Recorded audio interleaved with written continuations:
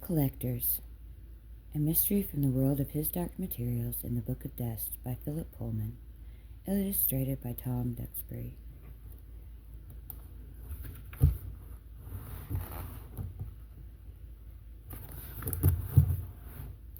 But the thing is, said Horley, they didn't know each other at all. Never heard of each other. It wasn't about the makers, only about the works. And how did you hear about it, said Grinstead. From the dealer who sold me the painting. Max Falconade. Reliable? Well, within limits, you know. But he'd made the sale anyway. He just wanted to tell the story. It was the December of 1970, and they were sitting in the senior common room of Horley College after dinner. It was cold, and the dinner had been meager and dull, culminating in some sort of nut pudding that closely resembled wet cement. The small fire in the SCR had just enough energy to warm the rug directly in front of it, and left the corners of the room to fend for themselves. There were more warmth coming from the two standard lamps on either side of the hearth. The company wasn't large. The librarian, the chaplain, a couple of young fellows no one seemed to know by name, a visiting professor of philosophy, of philology, and Grinstead, Horley's guest for the evening. While the rest discussed European politics, Horley and Grinstead occupied the shadows at the end of a sofa and the deepest armchair, respectively, spoke quietly about a painting in Horley's possession. Grinstead sipped his brandy and said, "Well, tell me what Falconade said." He told me the story as he'd heard it from the painter's daughter, Leonora Skipton. Her father usually painted landscapes in a sort of second-hand impressionist manner, nothing especially original, but agreeable enough. He very rarely did portraits. This one was quite out of his usual range. Falconade had no idea who the sitter was, a fair-haired young woman with the most extraordinary, ambiguous expression. One moment she looked cold, disdainful, contemptuous even, and the next on fire with a sort of lost and hopeless and yet somehow very sexy yearning. A very strong picture. What's she doing?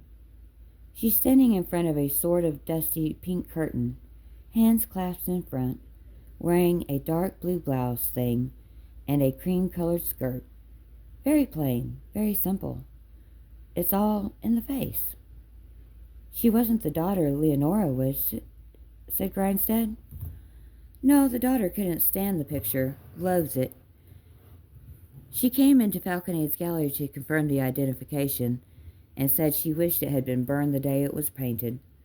That was all she'd say.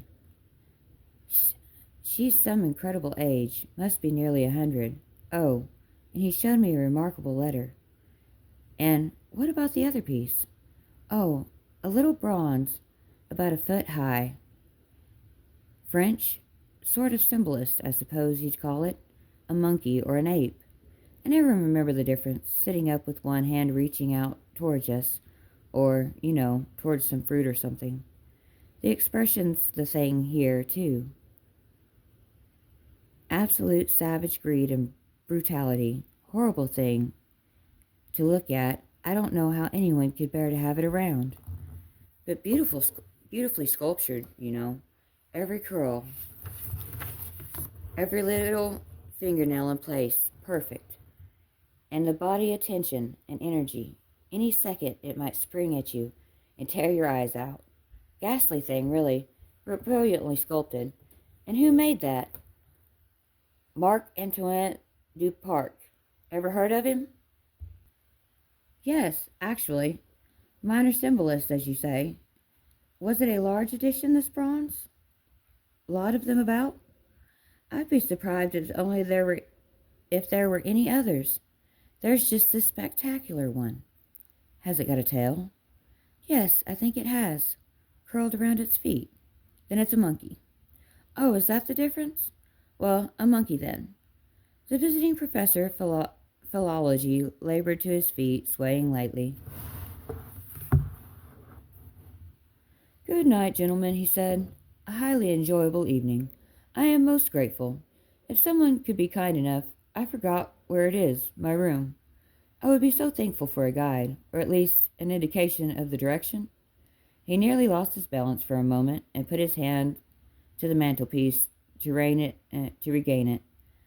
One of the young fellows sprang up and offered to help.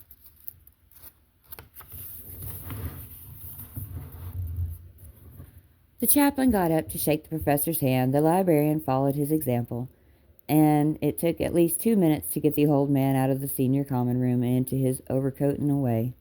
The librarian looked back at the fire. It is worth another log, do you think? He said, though he plainly thought it would be an intolerable expense. Those logs are juniper, I believe, said Grindstead.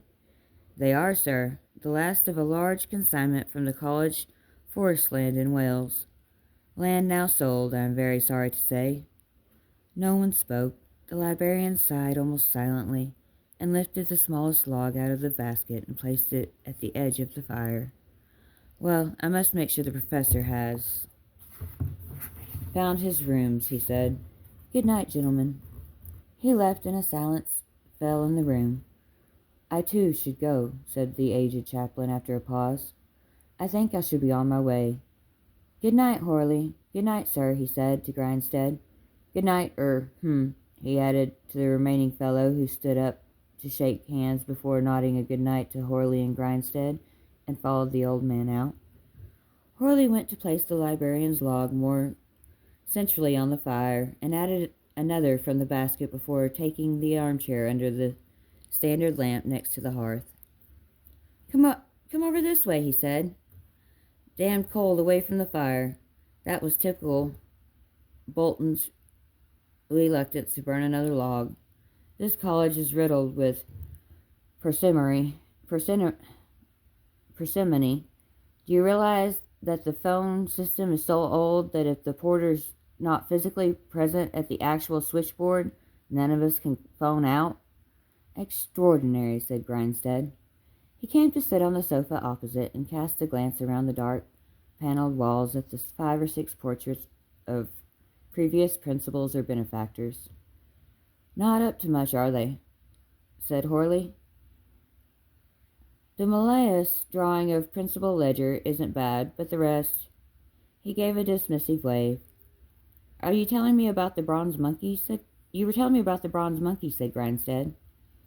Monkey, yes. Well, in itself, it's worth very much. A curiosity, really. You need to have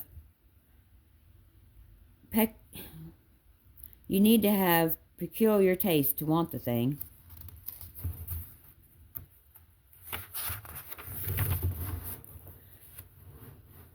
To want the thing sitting there glaring at you with quite so much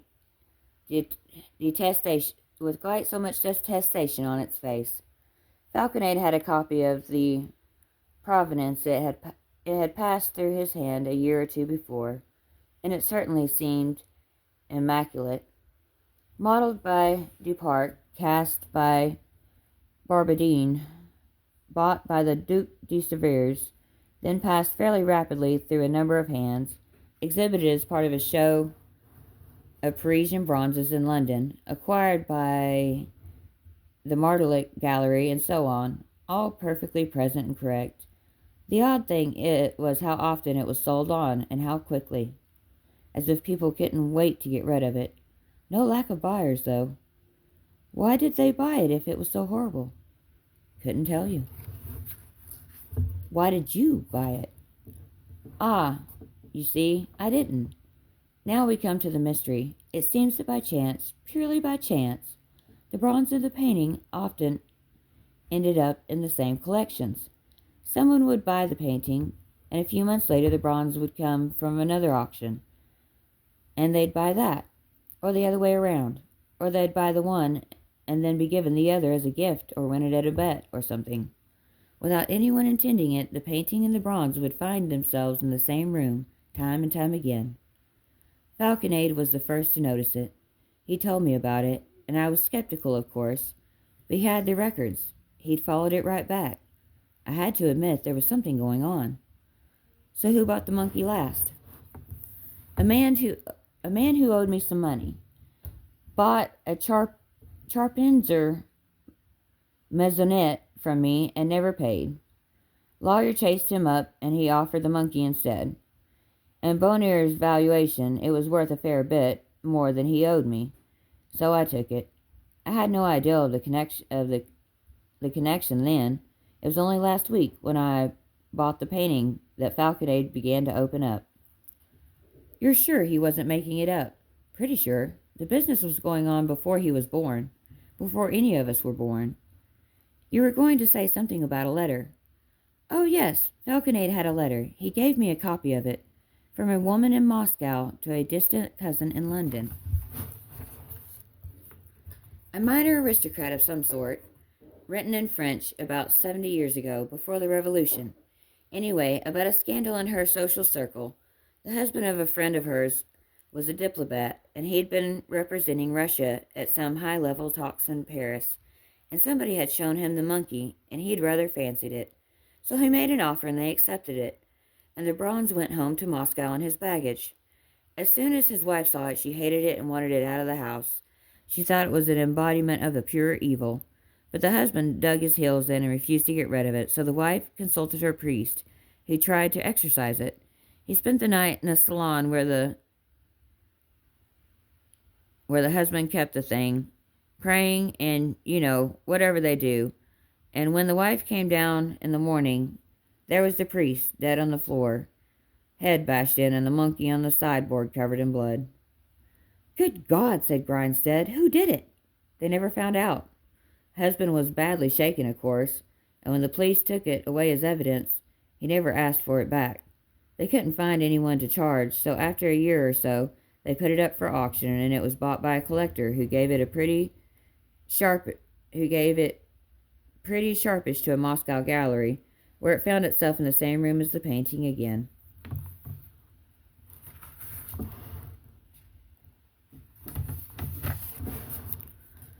Grinstead drank the last of his brandy. And now it's yours, he said. They're both yours. Yes, both mine. Are you going to keep them? I thought what I'd do, said Horley, just to be mischievous, is adjust my will and leave the painting to this college and the monkey to Merton. There was an ancient rivalry between Merton and Horley College. Grinstead nodded. Sound plan, he said. Are you going to show me these things? Oh, would you like to see them? Said Horley in mock surprise. I haven't even unpacked the monkey yet. It arrived this morning. Well, let's go and do that, said Grinstead. This room's getting colder and colder. The fine freezing rain was drifting down into the quad as they left for Horley's room. There were only 2 windows lit in the old buildings, and as Grinstead looked around, one of those went out.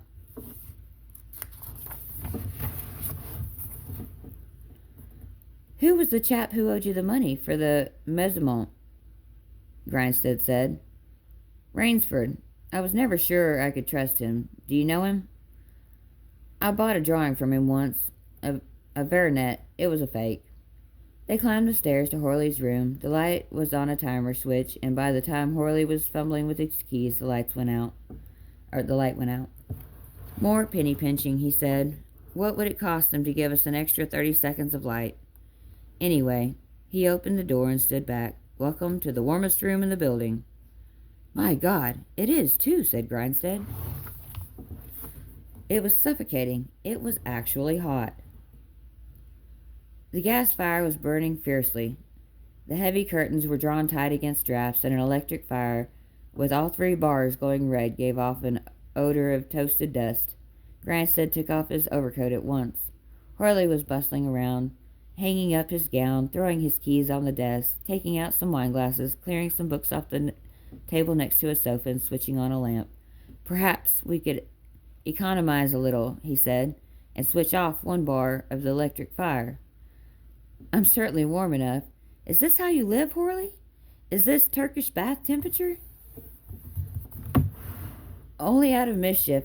I like imagining the bursar's expression as he sees the utility bills.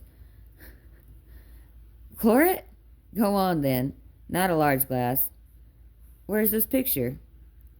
All in good time, said Horley, sounding almost skittish.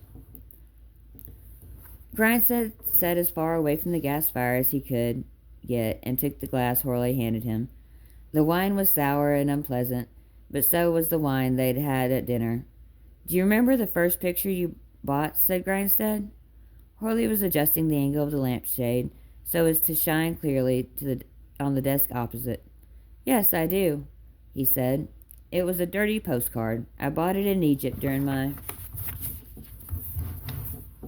national service. I kept it for a week, and then I felt rather ashamed and threw it away. I mean, the composition was lamentable. Never looked back, really. Start of a great career. Well, here she is. That not impossible she, whatever her name is. The picture was resting on a little easel on the desk. A small thing, no more than 15 inches tall and 12 across. Horley removed a black velvet cloth with a silly flourish that Grindstead completely ignored. The painting, oil on canvas, in a pretty gilt frame, glowed in the lampshade as if there was a bloom on the colors. The young woman stood modestly, hands entwined, head slightly tilted, fair curly hair loosely restrained behind her neck with a red ribbon. Grindstead's eyes were fixed on the face in the picture, and Horley was taken aback by the intensity of the visitor's gaze until he remembered that the man was a collector after all. But this was more than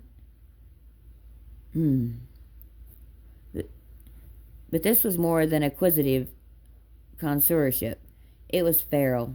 Grindstead's jaw was working. Horley could see the muscles tightening, and his lips were drawn back so that his clenched teeth were bared. Have you seen her before? Horley said. Yes, I know who she is. Good Lord, how'd you know that? We were lovers. Oh, come on, said Horley. What's her name then? Marissa Van Zee. Grindstead's eyes had not left the young woman's face. As Horley followed the other man's gaze, the painted expression seemed to be showing another of its characteristic shifts of meaning. There was a little curve of happy triumph somewhere in the lines of the model's mouth and her eyes, though he found it impossible to see precisely where. But Grindstead, this painting is 70 years old. Probably nearly 80. You're not being serious. What do you mean? I mean that I knew her, and that for a short time we were lovers. She was the most remarkable one I shall ever know. What? Later than that? When she was old? Is that what you mean? Oh, come on, man. For God's sake, I know we've drunk a fair amount. It wasn't fair at all. It was disgusting. Horley, I don't know why you don't pour the whole cellar into a gutter and start again. Who's your wine chap? Lepson, but Horley lowered his jaw and blinked hard, as if trying to widen his eyes. He slipped his hand inside his jacket and scratched hard. What's the matter? Said Grindstead. Itching, driving me mad. Horley had been trying not to scratch for some minutes now, but he couldn't hold off any more. He blinked again. He was conscious of not being as conscious as he would like to be. Sorry, Grindstead, he said. I don't know what to say. Never mind, don't say anything. I've known this picture for half my life. I'm most grateful to you, Horley. I am really. You knew about it then? I saw Skipton painting it. And the monkey, and so on? Yes, I knew that story. I've heard it a dozen times, and all incorrectly. I met Marissa Van Zee in Skipton's studio when she was 18. and I was about 5 years older. I recognized something about her that you could never imagine. What was that? She came from another world. The electric fire gave a click as the switched off bar reluctantly adjusted to its new temperature. The soft roaring and popping of the gas fire was the only other sound, though Horley thought he could hear his own heart beating. The itching was growing intolerable. "You're being metaphorical, of course," he said, "about knowing her and so on. I mean, 80 years? You must be about my age, and I'm afraid I'm not following you at all. What did you say? Another world?" "There are many worlds, Horley, many universes, an infinity of them, and none of them knows about any of the others, except that at very rare intervals a breach appears between one world and another, a little crack. Things slip through. Once you become attuned to it, you can spot things that don't come from here. There's a different sort of light that seems to play on them. That little pottery elephant on the shelf over there? I suppose you were told that was Assyrian, were you?" "Yes, as a matter of fact." "Well, it's not. It comes from another world. I couldn't tell you which one. I can just see that it does." "I see," Horley said. "And you met the young woman because of Skipton?" He went on carefully. He was feeling short of breath, as if he'd been running.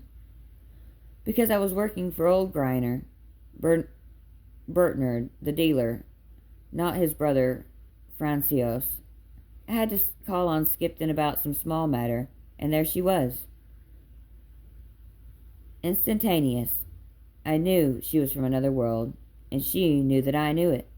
"Another world?" "Yes, of course. How had she come here to this world? On a flying saucer?" Grinstead looked at him, and Horley flinched.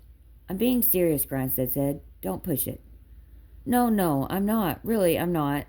I'm, it's all unfamiliar. You must see that." "Yes, I do see that. Perfectly reasonable point. Well, in theory, all of these worlds are mutually unreachable. The physics wouldn't allow things to be otherwise. In practice, the whole structure leaks. Things get picked up and put down on a windowsill, for example, that opens just once, just briefly, into another world. Someone passing by takes a fancy to it, and off it goes, never to be seen again. Your little pottery elephant? Marissa Van Zee here, a blackbird. There, a bus time table. A small boy has an imaginary friend. They play together for hours, whisper secrets, swear eternal love, pretend to be king and queen. But she's not imaginary. She comes through that tumbled bit of wall behind the greenhouse, and one day he finds that someone's mended it, and she's lost forever. Or that house you saw from the train window, that little glimpse of a perfect dwelling, and you make the same journey over and over, and you never see it again. Well, that's what's happening. An infinity of worlds, and 1,001 little leaks in the fabric. And these other worlds, are they all the same as this one? No, some of them are just like this one, except for one detail. Imagine a world just like this, for example, but where every being has an animal spirit accompanying them. A sort of visual spirit guide, animal totem, that sort of thing. Part of their own selves, but separate, for example. Horley looked at the picture and then mopped his brow. "I'm not sure that I can imagine it. How long did we have together?" "Less than a month. There were things she didn't want to tell me. I had an impression of high politics, of important negotiations, diplomatic secrets, but I respected her discretion." Meanwhile, Skipton was painting this. Horley was scratching again and breathing hard. "But Grinstead," he said, "this was 80 years ago, and you're not even 50. I still can't get a sense of where you're sort of standing in all this. Are you talking about yourself or about someone else? Is this fiction?" "It's true. It happened to me. Time passes differently in different worlds. It might be 80 years ago in one perspective, but things don't always line up neatly. So, Horley was waving a hand loosely in the air as if trying to catch a drifting mote of dust. So you and Marissa came from the same world. That's not what I said. No, of course not, Grindstead. What? Horley was trying to remember how this evening had come about. He must have invited Grindstead since they were sitting in his college, but how did he know the man in the first place? It had completely slipped his mind. I think I must be drunk, he said with a great clarity. You were going to unpack the monkey. Oh, God, yes, the monkey. Better get the little brute out of his box. Stay here. Horley got up, tottered slightly, and pulled a wooden box out from under a table. It was formidably fastened with nails and heavy metal tape. Those nails are rusty, said Grindstead. Be careful how you take them out. Horley was rummaging in a drawer behind his desk. Here we are, he said, and held up a pair of pliers. You need something better than that, a proper nail pull. Oh, no, those are fine. Open dozens of boxes. He worked the nose of the pliers under the metal tape, slipping several times, and tried to lever it up without success. Then he attacked the nail head without managing to grip it once. Screwdriver, he said, in the drawer. Grindstead, would you mind? Grindstead put his glass down on the floor and went to look in the drawer. There was one screwdriver, whose head was worn and rounded. Horley took it and jammed it hard under the tape, levering upwards so hard that the blade of the screwdriver bent. Grindstead sat back down to watch. Horley next tried to stab the blade of the screwdriver under the lid, and missed several times, but finally managed to lever it up. The wood splintered, but only at that spot. Horley stood up to take off his jacket. He was sweating, and there seemed to be a rash on his face. Hammer, he said. That's what we need. Are you going to smash it entirely? No, lever the, the nail heads. With the claw. Lever them. Don't know why I didn't think of it before. There was a hammer in the drawer. Horley blew out his cheeks and set to it with the claw, and after great effort managed to lever one of the nails halfway out. Grindstead watched him closely. See, just persistence, that's all you need, Horley said. Of course. Do it all now. You're absolutely there. You're nearly there.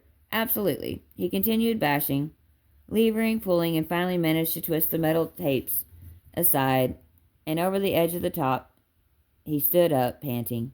His breath was wheezing in his throat. Grindstead, would you mind finishing it off, he said. I'm not sure Grindstead took the hammer and pulled out the rest of the nails. It took only a minute. He lifted the top off the box and set it aside, and then reached down into the massive crumpled paper and curls of wood shavings in which the bronze was packed. Here it is, he said. He lifted it out and unwrapped the final layer of tissue paper before setting the monkey on the desk next to the picture. It was just as repulsive as he remembered.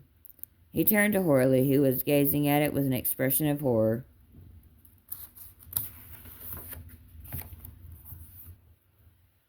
Horley, surely you know what it looked. No, it's not, Horley swayed, clutching at the desk. The picture rocked on its easel. Grindstead, I'm not feeling very well. Oh, God. He stumbled towards the bedroom and flung open the door just in time to vomit into the waste basin inside it. His breathing was louder, high-pitched, and more labored. It sounded like a very bad attack of asthma. Grindstead stood up and looked at his watch. It was getting on for 1 o'clock. Horley, you all right? Horley's breath was rattling. Can't breathe, he managed to say. Let me phone for an ambulance. You don't sound good at all. No. Can't phone out from here after midnight. The porter's off duty. Oh, God. He was sick again. Go to the lodge, he mumbled. Phone there. Somewhere, Grindstead. I'm frightened. I'll be as quick as I can. Grindstead pressed the switch on the landing. The light went out before he reached the foot of the staircase. He stood inside the doorway and lit a cigarette. The rain had stopped falling, but the moisture in the air was gathering into a dense fog into which the buildings seemed to be dissolving beyond the dark chapel roof. The air was saturated with a soft orange glow from the street outside. A distant mechanism began to whir quietly, and the chapel bell struck once. Grindstead smoked the rest of the cigarette and went back upstairs.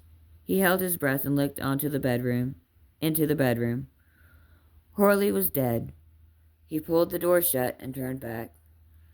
He cast about for something to carry the picture in and saw Horley's briefcase, crammed with books and papers, lying on its side under the desk. Grindstead tipped everything out on the floor and found that with a little persuasion, the jar fit perfect. The picture just fit. It would have been a pity to cut it out of the frame, which was pretty and suited to it very well. Then he took a pencil from the desk and moved the bunch of keys around until he saw the one Horley had used to open the garden door when he had let them into the college earlier. Using a handkerchief to keep his fingerprints off the rest of the bunch, he detached the garden key and put it in his pocket. He looked around. There was nothing to suggest foul play, because, after all, there hadn't been any foul play. Two men had come here to have a drink and look at a bronze sculpture that had obviously been in the box. Grindstead picked up a shaving of wood and dropped it on the monkey's lap. The guest had left. The other had been overcome with some kind of food poisoning and, unable to phone for help, died in his bedroom. He left very quietly, carrying the briefcase. There was no need to take the monkey. It would follow on its own time. He found his way through the quad into the garden and out of the door. He locked it again after him and set off for his hotel through the freezing fog.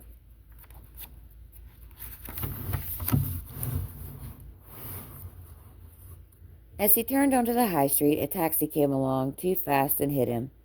In his dark overcoat, he was practically invisible, and he should have stopped to make sure the road was clear, but the taxi driver should have been going more slowly, with visibility so limited. The court found later that they were both to blame. The briefcase flew out of Grindstead's hand and landed on the pavement a moment after his head hit the road. He died at once. Anaphylactic shock, said the bursar to the chaplain as they stood in Horley's room some days later. What's that?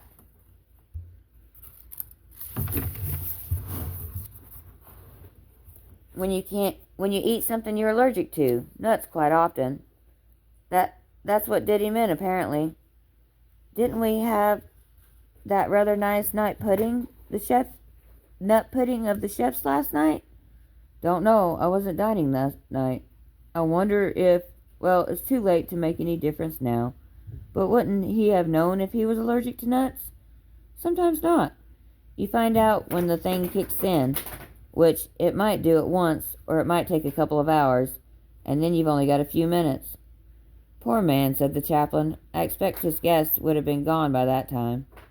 The bursar cast a sideways glance at his colleague, who was gazing sorrowfully at the bronze monkey. That's what we must suppose, he said. And what about his possessions? He got an awful lot of pictures and things. Well, have to make an inventory. He seems to have had no family except an unmarried sister. And I have no idea if he left a will. There's a lot of work involved. And what are you carrying, Charles? What's in that parcel? Something of his? Well, said the bursar, it's rather odd. On the same night, it seems that a chap was knocked down in the high. You remember how foggy it was? Yes, I do. Beastly. That chap was Horsley's guest. Had been Horsley's guest. And I suppose one should say killed at once. No, both died on the same night. And he seemed to have been carrying Horley's briefcase containing this painting. He took the picture out of the brown paper parcel and set it on the little easel next to the monkey. So what do you make of that, Eric? The chaplain's old pale blue eyes were wide. Extraordinary. Do you think Horley had just given him the painting? Or perhaps sold it to him? What a tragic business. If he'd sold it, there'd be a receipt or something of that sort. But we haven't found one. Since there's no evidence it belonged to the other chap, we have to assume it was Horley's. We'll count it all up in the inventory. What a very pretty girl. Do you know who she is? No idea, said the bursar, but she looks mighty pleased with herself.